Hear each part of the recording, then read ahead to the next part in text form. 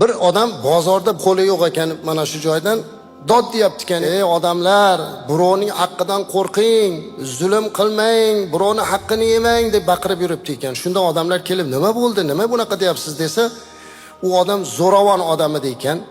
Birovlarning haqqidan qo'rqmaydigan. Bir kuni bir kambag'al odam baliq tutib tirikchilik qilar ekan. Bir dona baliqni ko'tarib uyiga kelsa, haligi to'xtatib balig'ini olib qo'yibdi. U yig'labdi, aytibdiki, ey birodar, meni bola chaqam bitta, har kuni bir baliq yeydi xolos. Shunga qarab o'tiribdi, iltimos degan ekan, urib haydabdi. Endi u baquvvat, kuchlik. Haligi odam ketayotib Alloh taologa yig'labdi, ey Robbim debdi. Bu odam mendan kuchlik. Men zaifman. Ammo sen undan kuchliksan-ku. Kuchingni ko'rsatib qo'y debdi. U odam uyiga borib baliqni tozalayman deb shunday qisiq bir barmog'ini tishlabdi-da, shunaqa bir kunda ishib ketibdi. Tabiblarga borsa, nima bo'ldi? Bu kesmasa bo'lmaydi, qorason bo'lgan. Bu yerini kesibdi. Shu yerga kelguncha kesilibdi. Oxiri ular aytibdiki, bu sizniki kasalga o'xshamayapti. Birorta bir odamni zulm qilib haqqini yemadingizmi desa, eslabdi.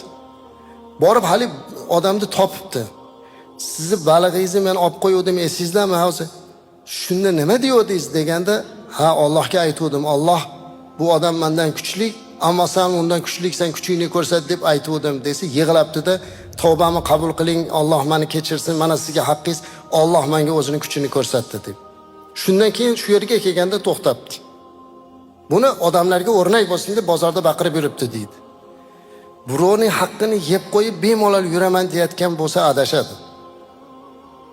Birovning haqqini yeb qo'yib bemalol yurmaslik kerak.